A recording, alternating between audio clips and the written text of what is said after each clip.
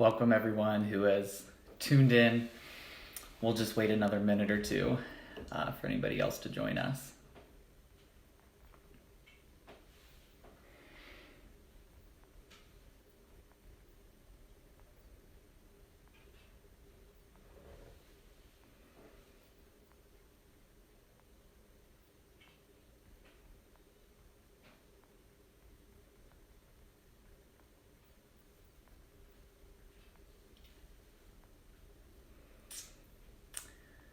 Would someone mind giving some likes or hearts just to make sure you can hear me okay?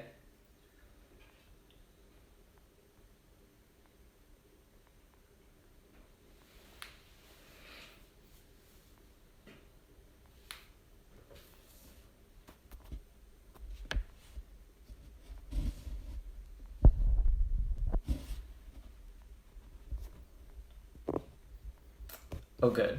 I think that means you guys can hear me. Perfect. Thank you.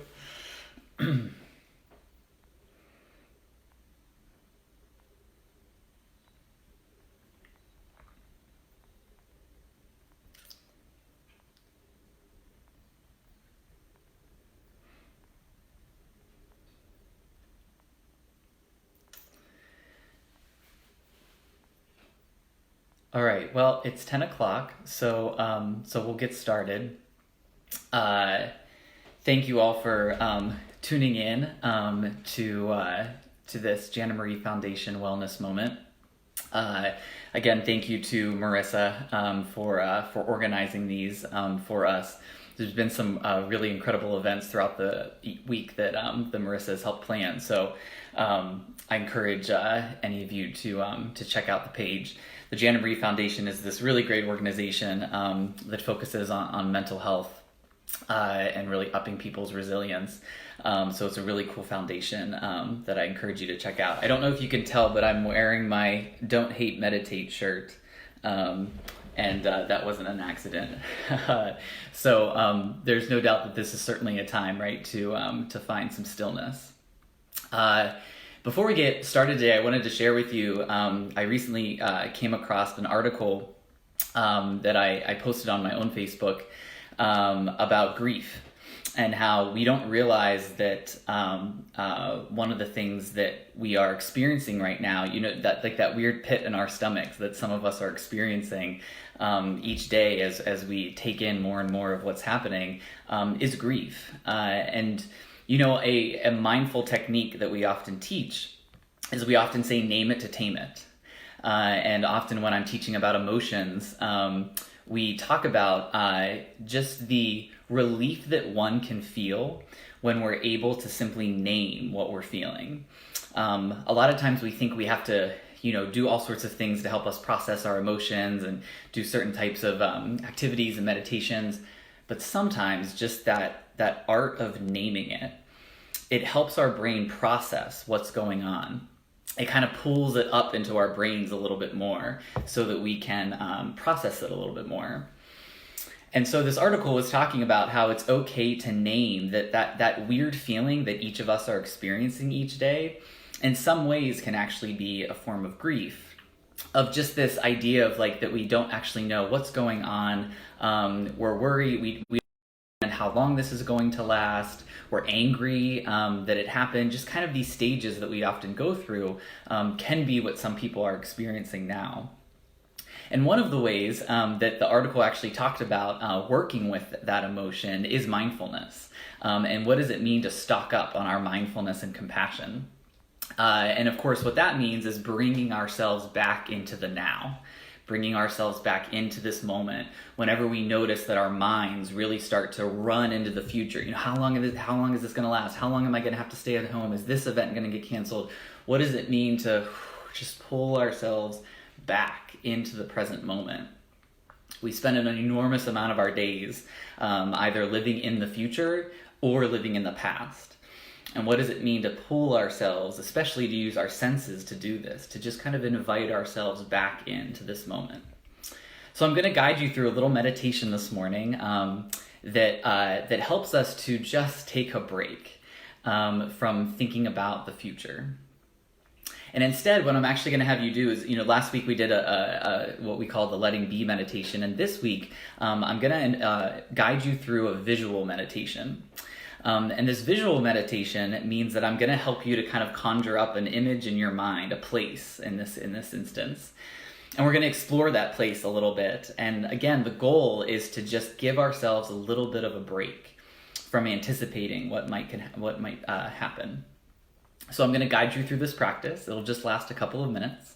And then just like last week, I have a little quote that I want to read for you about hope. So if it feels comfortable to you to find what we call sitting well, so wherever you're sitting right now, whether it's a couch or your bed or whatever it might be, just seeing if you can take a moment to notice the seat that you're in. Just actually notice the pressure of it. Notice how it's holding you right now. And if it's possible for you to put both feet on the floor, to go ahead and do that. Just allowing yourself to find a little bit of contact. Again, all of this is happening in the moment right now, and that's really important for our bodies to remember, to be reminded of. And then going ahead and seeing if we can just invite some relaxation into the body. Just checking in with the shoulders, checking in with the jaw, the forehead, these places where we often just hold tension. So I'll give you a couple moments to just find whatever that place of stillness means for you. And if it's comfortable, I invite you to go ahead and close your eyes. If it's not comfortable, just going ahead and bringing your gaze down, just finding a spot on the floor. Just gently rest your gaze. Seeing if we can find some length in the spine. Just going ahead and taking a few long, deep breaths. We just kind of call these our settling breaths, just bringing ourselves into the moment. Going ahead and taking a deep breath in, breathing in that freshness, allowing it to fill ourselves up, and then exhaling, breathing out anything that's not holding us.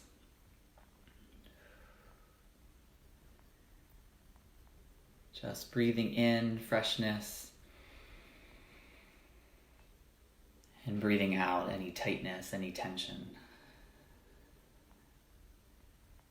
And with each of these settling breaths, just seeing if we can allow our bodies, our minds, our hearts to sink into this moment just a little bit more.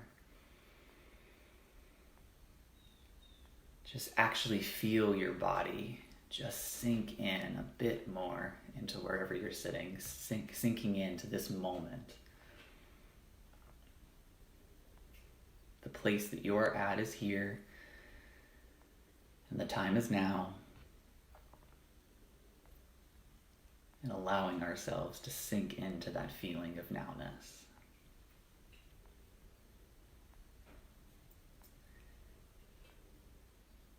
And what I invite you to do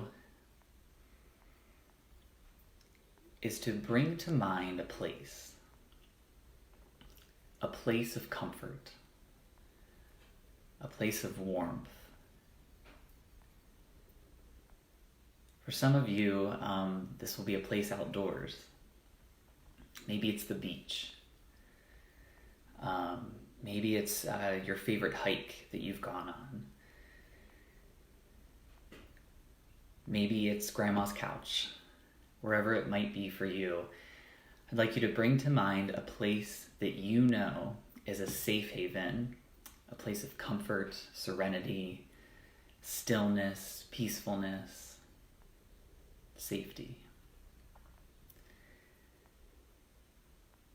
And seeing if we can fill our minds immersing ourselves in this place. Just allow yourself to just be there. See if you can really imagine, bring it as fully into your imagination as possible. This place of safety and warmth and even joy.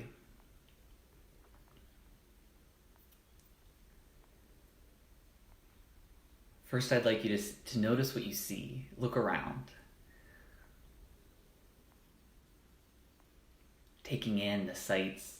Maybe you see water. Maybe you see the fresh grass. Maybe you see a familiar face sitting across from you. What do you see in this place of safety?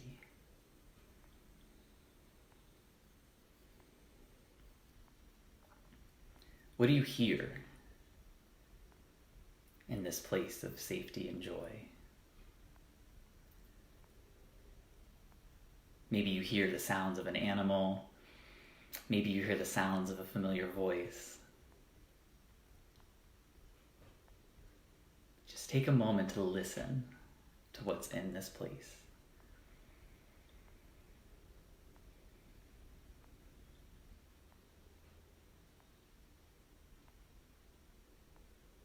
What do you feel?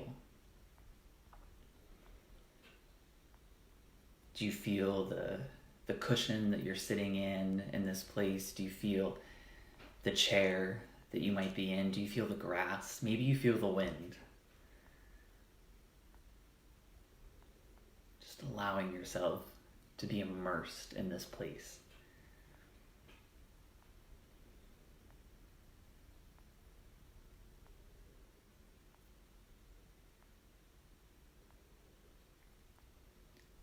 Perhaps you might even smell something. You might smell the freshness of the air. Perhaps you smell a loaf of bread that's cooking in the next room.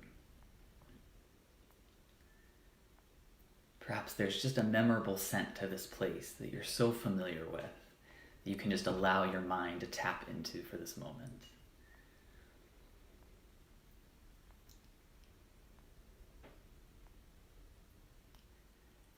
And just taking a moment to name what you feel when you're in this place. Just gently name it in your mind.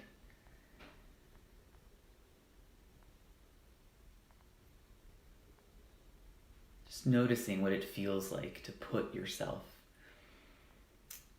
in this place of safeness.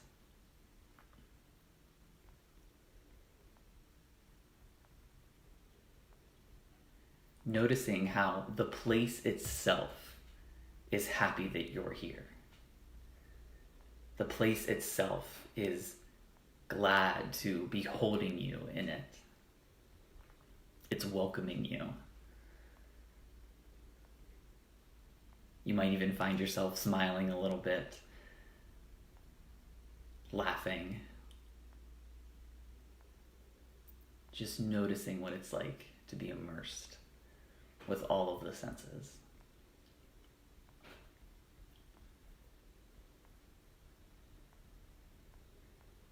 And then just taking a moment to remind ourselves that this place that you're in, this mental place, is some place that you can access at any moment. Whenever you're looking for a break, whenever you just need a moment to pull yourself out of the future. Just taking a moment to recognize, wow, how easy it can actually be to take our minds somewhere else. Into a place that is inviting, that we're so familiar with, that has given us emotions that we might not be experiencing right now.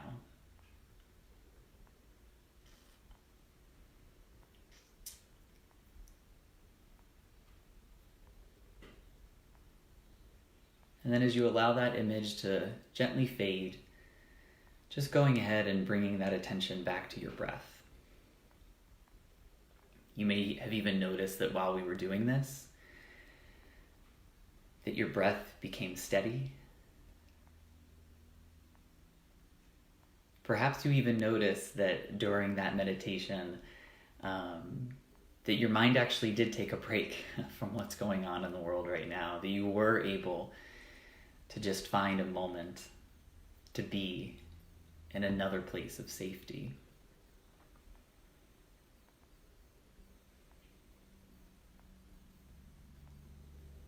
Noticing the stillness of the body, perhaps the heart just simply began to find its steady pace again.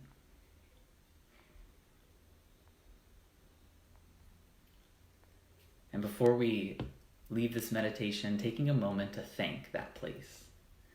Truly, just imagine yourself thanking that place for being there, for being a place for you to go, offering that gratitude.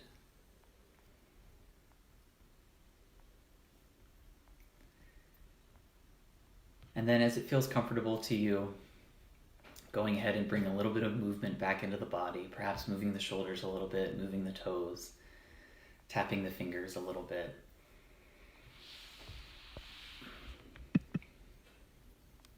Just gently bringing ourselves back. Whenever it feels comfortable for you, slowly opening up the eyes again, just bringing our attention. It's okay to even just smile a little bit.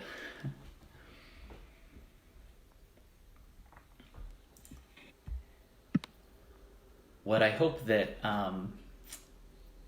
that place brought to you, in addition to a sense of joy, is also to recognize that there is still very much hope that is in the air during these times.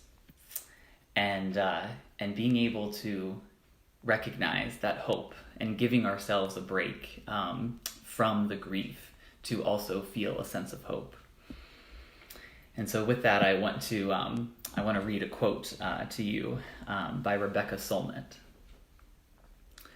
Hope locates itself in the premises that we don't know what will happen, and that in that spaciousness of uncertainty is room to act. When you recognize uncertainty, you recognize that you may be able to influence the outcome. You alone, or you in concert with a few dozen or several million others. It is the belief that what we do matters, even though how and when it may matter, who and what it may impact, are not things that we can know beforehand. We may not, in fact, know them afterwards either, but they matter all the same. And so we started talking about this emotion of grief, but ending by talking about this emotion of hope. And I was listening to a podcast yesterday about some scientists talking about the pandemic. And they were saying that, it's important for us to remember that all of the graphs and charts and numbers and statistics, the computer models that we're seeing, have not taken into account the ingenuity of humans under pressure. And recognizing that we actually don't know what the human mind is capable of during these moments of pressure. And we have already seen scientists go at incredible paces, and people are coming up with ideas faster than ever before about the biology of this and the treatments of this and the ways to help people, to guide people through this. And so it's important for us to keep in mind that all of the computer models and statistics are actually based off of things that we know of from the past, but they don't take into account that right now people feel this incredible amount of hope that is actually accelerating their imagination, and they're tapping into what we call envisioning, what we call dreaming. And so we actually have no idea what genius ideas might be being created even as we speak that are going to be able to help us and perhaps change the numbers. So just allowing ourselves to rest in that sense of hope and to realize that humans are actually quite brilliant when they're put under pressure. And this situation is causing some ideas to be created, not just from the scientists, but from teachers, but from social workers, from people who are figuring out how to cleverly stock the shelves more quickly at the grocery store. So what I invite for you today is to name the grief, if that's what you're feeling, but also to name the hope. To name the hope that it is possible for us to be able to get through this, and we have no idea how some of our helpful actions might matter. So with that, I want to thank you so much for joining us this morning. I hope this provided a little bit of an escape for you. And again, just reminding that what I guided you through is something that you're certainly able to access to on your own as you kind of conjure up these ways to be a little bit more mindful. So I hope that you're able to stock up on some compassion today. And I hope that you're able to thank yourself too for even showing up here today and taking some time to be a little bit more mindful. And I will be back one more time next Wednesday at 10 o'clock. So I hope to see you then. But in the meantime, I wish you all safe and wellness and health, and most of all, peace. Thank you.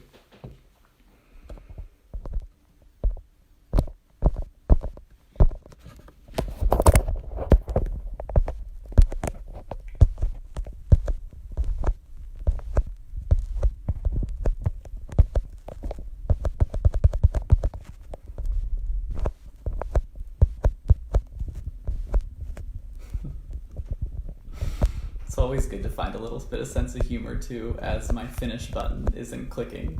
So maybe we'll just end with a little bit of laughter here as I figure out what I'm supposed to do next.